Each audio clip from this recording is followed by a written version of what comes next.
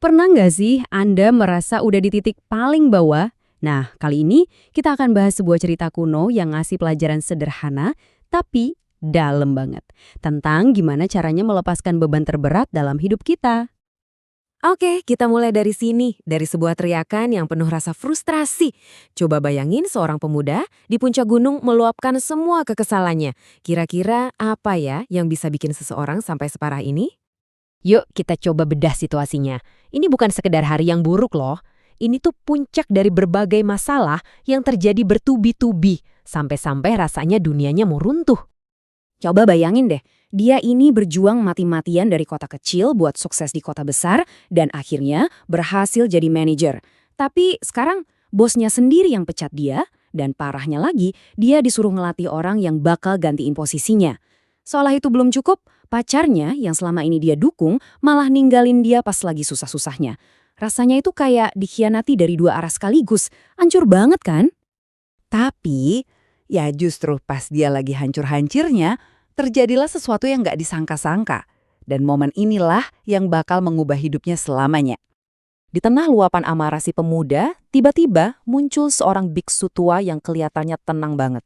Bukannya keganggu, guru Zen ini malah dengan sabar dengerin semua unek-unek si pemuda. Kontrasnya, wah kelihatan banget. Di satu sisi ada amarah yang meledak-ledak, di sisi lain ada ketenangan yang luar biasa. Nah, disinilah kita sampai ke inti ceritanya. Sebuah pelajaran hidup yang luar biasa yang datang dari sesuatu yang kelihatannya sepele banget. Sehelai bulu willow yang lagi terbang-terbang di udara.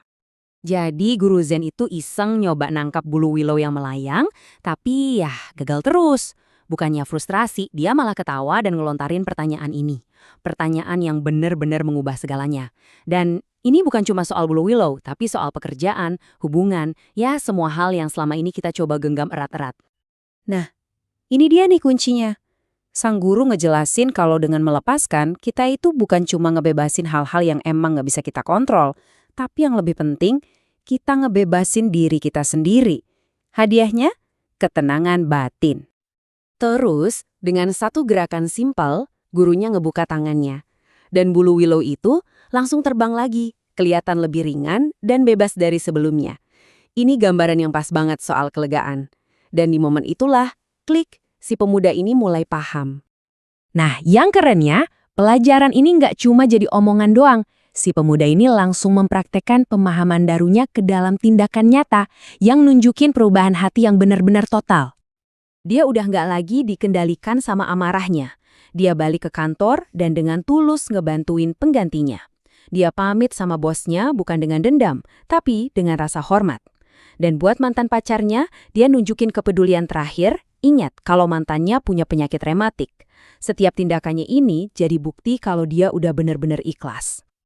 Perubahannya gila, beda banget kan? Dari orang yang tadinya dibelenggu sama rasa sakit hati, jadi orang yang bebas karena bisa melepaskan. Hasilnya, dia bukan cuma nemuin ketenangan, tapi juga dapat lagi rasa hormat dari semua orang di sekitarnya. Ceritanya belum selesai. Setelah hidupnya membaik dan dia sukses lagi, si pemuda ini nyari guru Zen itu buat ngucapin terima kasih. Tapi ternyata dia bakal dapat satu pelajaran lagi. Dan yang ini, yang paling menusuk. Dengan pola pikir barunya, dia berhasil ngelewatin masa-masa sulitnya. Karena ngerasa utang budi banget, dia pergi buat nyari biara tempat guru Zen itu tinggal. Harapannya ya bisa ngucapin terima kasih secara langsung. Tapi yang dia temukan di sana adalah sebuah kabar yang, wah, bikin kaget. Guru bijak yang udah ngubah hidupnya itu ternyata udah nggak ada. Tapi yang paling bikin syok itu bukan cuma beritanya, tapi kapan kejadiannya? Sang guru meninggal dunia. Cuma 1 hari setelah pertemuan mereka di gunung. Cuma 1 hari, bisa bayangin nggak? Fakta ini langsung mengubah makna dari semua pelajaran yang dia dapat. Dan disinilah kebenaran yang sesungguhnya terungkap. Ternyata pas guru itu ngajarin tentang melepaskan, dia sendiri lagi menghadapi akhir hidupnya.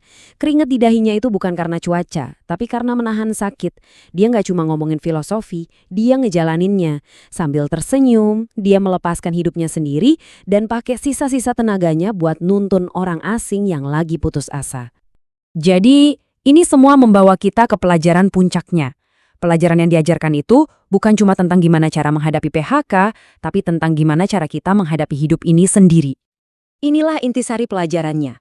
Sang guru nunjukin kalau kekuatan sejati itu bukan soal seberapa erat kita menggenggam, tapi seberapa ikhlas kita bisa melepaskan, entah itu pekerjaan, hubungan, atau bahkan hidup itu sendiri.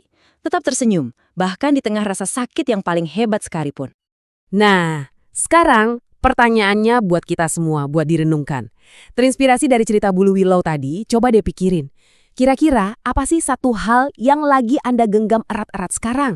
Apa yang bisa Anda lepaskan hari ini biar bisa terbang lebih ringan dan nemuin kedamaian Anda sendiri?